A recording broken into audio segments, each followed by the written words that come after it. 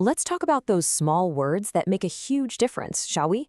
I'm not talking about big, complex vocabulary from a textbook. I mean the everyday words that native speakers use without even thinking. Mastering these is really the secret to making your English sound completely natural. So let's dive in. So, have you ever been in a situation where your English is, grammatically perfect, but it just doesn't flow? It can feel like there's this invisible wall between you and real fluency. Well, today, we're going to find the keys to smash right through that barrier. And here it is. This is the big idea. Think of these simple, everyday words as a set of keys.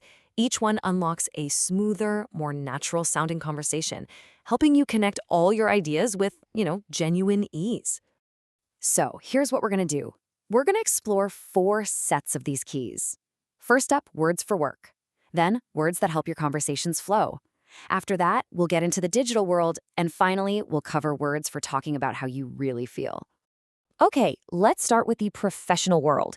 These are the words that are going to help you communicate clearly and effectively when you're talking about your job and just getting stuff done.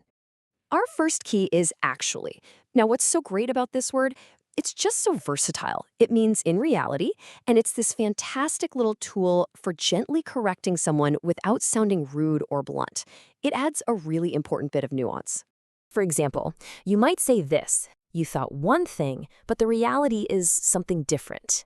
In a work meeting, it could be something like, I thought the deadline was Friday, but actually it's next Monday. See, it's polite and it's crystal clear. Next up is probably. This is your go-to word when you're, let's say, 90% sure about something, but not absolutely certain. It tells people that there's a really strong chance something will happen. So with this, you're not making a rock-solid promise, but you are showing a strong intention. At the office, you might say, I'll probably finish this report by tomorrow.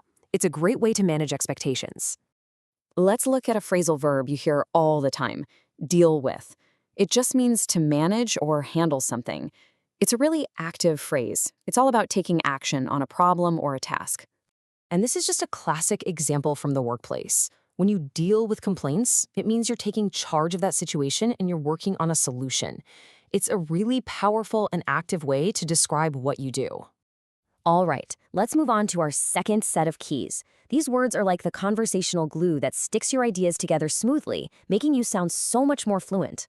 Have you ever needed to change the subject or just add a random thought without it feeling, awkward? By the way, is the perfect tool for that. It tells the other person you're about to add a new but kind of related piece of information. This is such a great everyday example.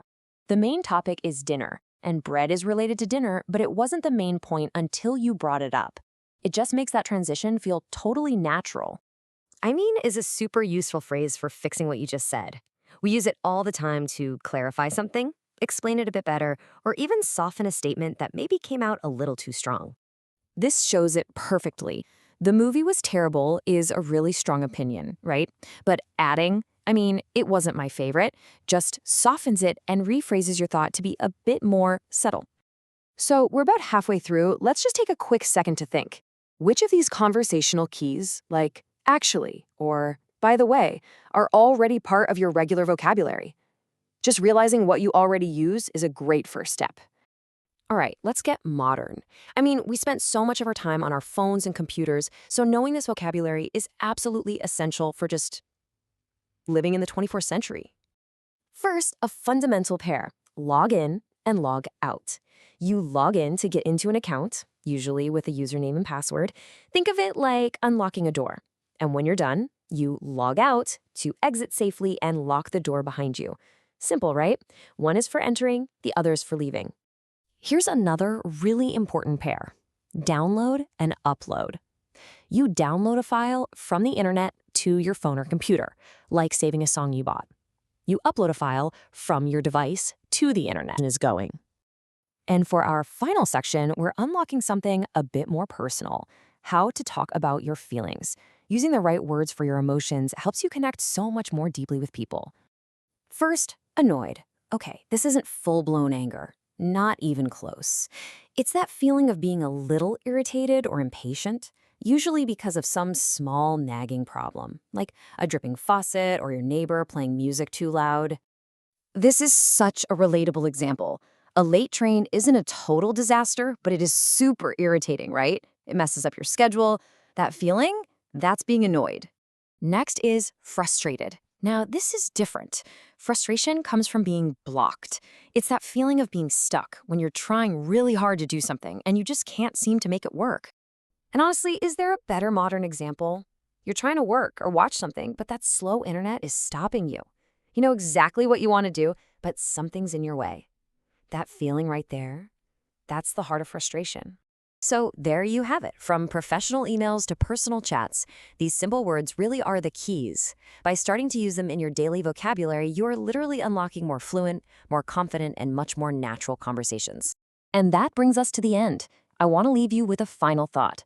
Of all the everyday words we talked about today, or maybe even one we didn't, which one do you find yourself using the most? Think about it. Keep practicing and keep unlocking your voice.